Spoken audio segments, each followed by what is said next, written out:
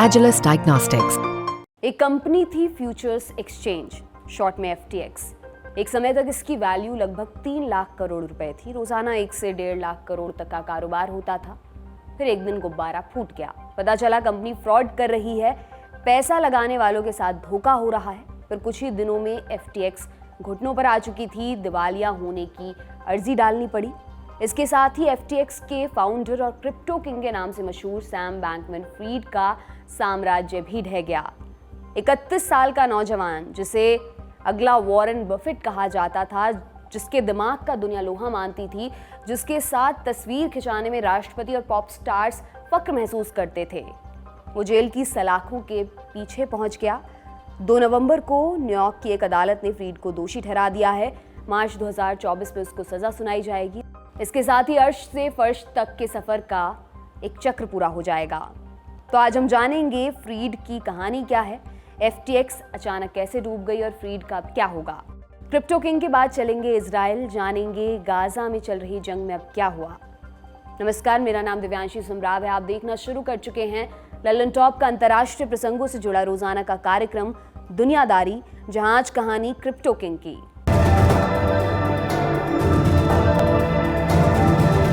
Brought to you by Agilus Diagnostics। T shirt और shorts पहने घुंघराले बालों वाला सैम बैंकमैन-फ्रीड अरबपति कारोबारियों की तयशुदा परिभाषा से एकदम अलग दिखता था। फिर भी उसे जीनियस माना जाता था।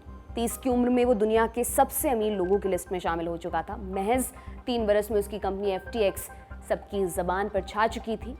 और फिर एक दिन पता चला कि सब धोखा है। फ्रीड पर कस्टमर फंड्स का गलत इस्तेमाल करने के आरोप लगे।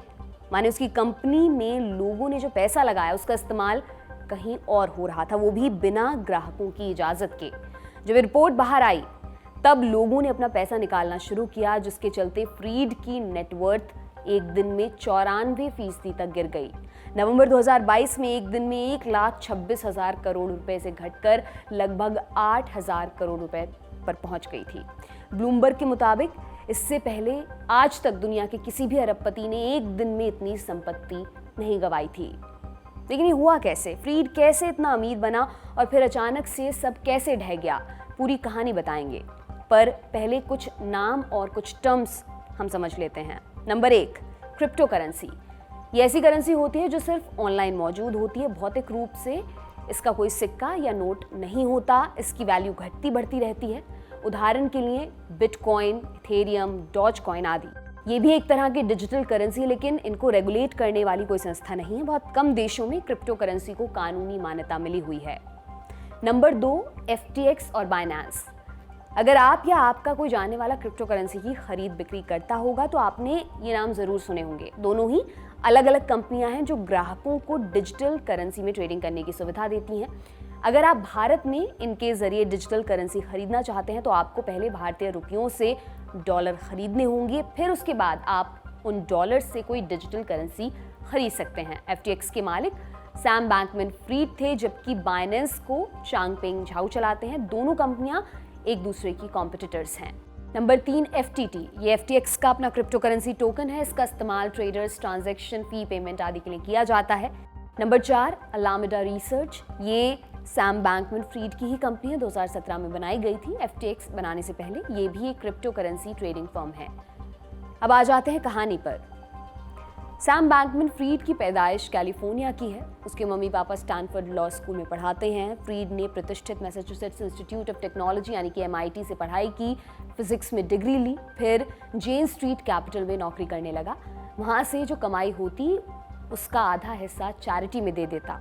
2017 में उसने नौकरी छोड़ दी, कंपनी के दोस्तों के साथ अलामेडा रिसर्च की बुनियाद रखी। उस समय फ्रीड की उम्र महज 25 साल थी। फिर 2019 में फ्रीड ने गैरी वांग के साथ मिलकर एक और क्रिप्टो ट्रेडिंग प्लेटफॉर्म बनाया और उसका नाम रखा FTX। इस प्लेटफॉर्म पर लोग बिटकॉइन और दूसरी क्रिप्टो करेंसीज खरीद, बेच और जमा कर सकते थे। इस पर ट्रेडिंग पहले से मौजूद प्लेटफॉर्म्स की तुलना में काफ़ी आसान थी। इसके साथ ही मार्केटिंग पर भी खूब पैसा खर्च किया। जल्द ही FTX का नाम घर घर में पहुंच चुका था। 2021 में कंपनी की वैल्यू 3 लाख करोड़ रुपए तक पहुंच चुकी थी। फ्रीड ने वादा किया कि वो अपनी कमाई का आधा हिस्सा चैरिटी में देगा। इसके चलते उसके बिजनेस में चल रहे घपले पर लोगों की नजर नहीं पड़ रही थी। लेकिन 2022 का साल अलग साबित हुआ। क्रिप्टो करेंसी की वैल्यू गिरने लगी। इसके साथ ही FTX के अंदर की दरारें भी साफ तौर पर दिखाई देने लगीं। फिर नवंबर 2022 आया। क्रिप्टो न्यूज़ वेबसाइट कॉइनडेस्क ने एक रिपोर्ट छापी, दावा किया कि फ्रीड की अलामेडा रिसर्च और FTX एक दूसरे से जुड़ी हुई हैं। दोनों स्वतंत्र कंपनियां नहीं हैं बल्कि एक फाउंडेशन का हिस्सा हैं। कंपनी की बैलेंस शीट में भी गड़बड़ी की बात सामने आई। एक और आरोप लगा कि अलामेडा ने FTX के ग्राहकों का पैसा बतौर लोन इस्तेमाल किया है बिना उनकी जानकारी के। मार्केट में जब ये खबर आई तो लोगों का इससे भरोसा उतर गया। फिर 6 नवंबर को बाइनेंस के मालिक चांगपेंग झाओ ने 4 पोस्ट लिखी, कहा कि हम FTT टोकन बेच रहे हैं। बाइनेंस FTX के सबसे बड़े शेयरधारकों में से थी। उसके ऐलान के 2 दिन बाद फ्रीड की निजी संपत्ति में 1 लाख करोड़ से ज्यादा का नुकसान हुआ। इससे निवेशक डर गए। उन्हें लगा कि अब ये कंपनी डूब जाएगी, साथ में पैसे भी। उन्होंने अपना पैसा निकालना शुरू किया। महज 3 दिनों के अंदर FTX के पास लगभग 50,000 करोड़ रुपए की विड्रॉल रिक्वेस्ट आई। FTX इसको प्रोसेस करने की स्थिति में नहीं थी। उनके पास पर्याप्त फंड भी मौजूद नहीं था। कुछ ही दिन बाद FTX से पैसे निकालने पर रोक लग गई। फ्रीड ने बेल आउट फंड जुटाने की कोशिश की लेकिन सफल नहीं हो पाया। फिर कंपनी ने दिवालिया होने की अर्जी लगा दी और फ्रीड ने FTX के CEO की पोस्ट से इस्तीफा दे दिया। तब अमेरिकी अधिकारियों ने दखल दिया। 12 दिसंबर को फ्रीड को बहामास में अरेस्ट कर लिया गया। FTX का हेडक्वार्टर वहीं पर था। फिर प्रत्यर्पित कर उसे अमेरिका लाया गया। 22 दिसंबर को फ्रीड ने लगभग 2000 करोड़ रुपए का बॉन्ड भरा। जेल से छूट मिली लेकिन उसको हाउस अरेस्ट में रखा गया।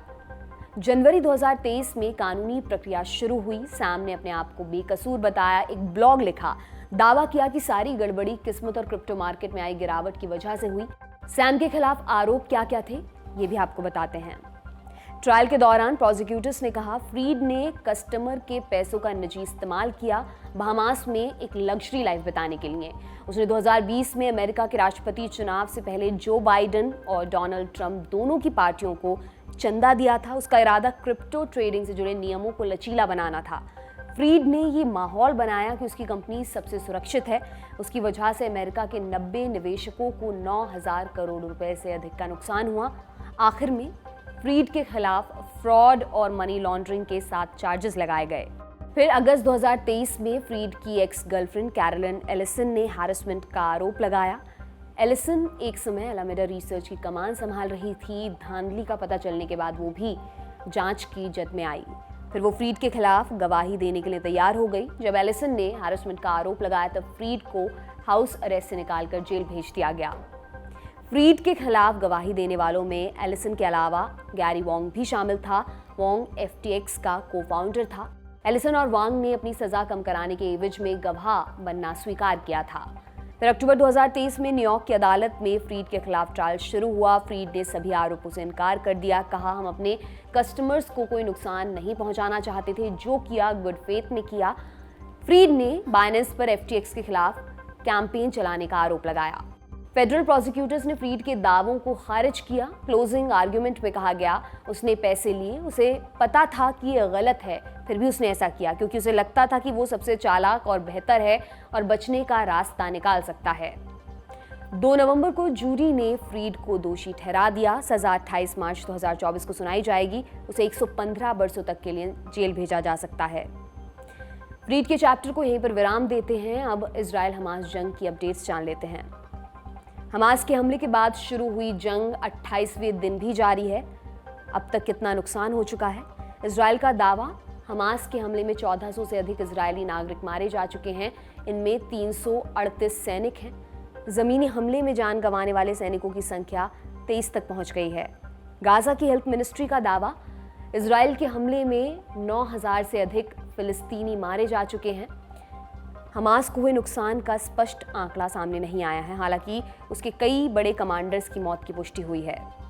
दूसरी अपडेट जमीनी हमले से जुड़ी हुई है। 2 नवंबर को इजरायली डिफेंस फोर्सेस यानी कि IDF ने दावा किया कि हमने गाजा सिटी की घेराबंदी कर ली है। गाजा सिटी गाजा पट्टी का सबसे बड़ा शहर है। हमास का हेडक्वार्टर वहीं पर है। तीसरी अपडेट अमेरिकी विदेश मंत्री एंटनी ब्लिंकन से जुड़ी हुई है। 3 नवंबर को ब्लिंकन फिर से इजराइल पहुंचे। वहां प्रधानमंत्री नेतन्याहू से उन्होंने मुलाकात की। बकौल ब्लिंकन बातचीत का फोकस गाजा में आम लोगों का नुकसान कम करने पर था। ब्लिंकन ने राष्ट्रपति इत्साक हर्जोग से भी बात की। साझा प्रेस कॉन्फ्रेंस में कहा, इजराइल को अपनी रक्षा करने का पूरा अधिकार है, लेकिन ये कैसे किया जाता है ये भी मैटर करता है। ब्लिंकन का इशारा आम लोगों के बढ़ते नुकसान पर था। 7 अक्टूबर के बाद ये उनका तीसरा इजरायली दौरा था। इजराइल के बाद उनका जॉर्डन जाने का प्लान है। वहाँ अरब देश के नेताओं के साथ मीटिंग होगी। 5वीं अपडेट फिलिस्तीनी वर्कर से जुड़ी है। इजराइल सरकार ने गाजा के कामगारों को वापस लौटने के लिए कहा है। जंग से पहले हजारों लोग इजराइल के अंदर काम कर रहे थे। 3 नवंबर को प्रधानमंत्री कार्यालय ने सोशल मीडिया प्लेटफॉर्म एक्स पर लिखा, इजराइल गाजा के साथ हर तरह के संबंध तोड़ रहा है। अब गाजा का कोई फिलिस्तीनी वर्कर हमारे यहाँ नहीं होगा। जो जंग के पहले दिन से इजराइल में है उन्हें वापस गाजा जाने दिया जाएगा। 6ठी अपडेट हिजबुल्लाह से जुड़ी हुई है। लड़ाई शुरू होने के बाद पहली बार हिजबुल्लाह के चीफ हसन नसरल्लाह का भाषण सामने आया। हिजबुल्लाह लेबनान का सबसे ताकतवर गुट है। जंग के बीच उसने इजराइल पर कई छिटपुट हमले किए हैं, हालांकि अभी तक सीधी लड़ाई का ऐलान नहीं किया है। इसी वजह से नसरल्लाह के भाषण पर पूरी दुनिया की नज़र बनी हुई है। जिस समय ये वीडियो शूट हो रहा है, स्पीच शुरू नहीं हुई है। अपडेट पर हमारी नज़र बनी रहेगी। आप बने रहिए दी लल्लन टॉप के साथ। आज का दुनियादारी यहीं पर समाप्त होता है। अब आपसे मुलाकात होगी अगले हफ्ते। इसी उम्मीद के साथ मैं विदा लेती हूँ। शुक्रिया, शुभ रात्रि।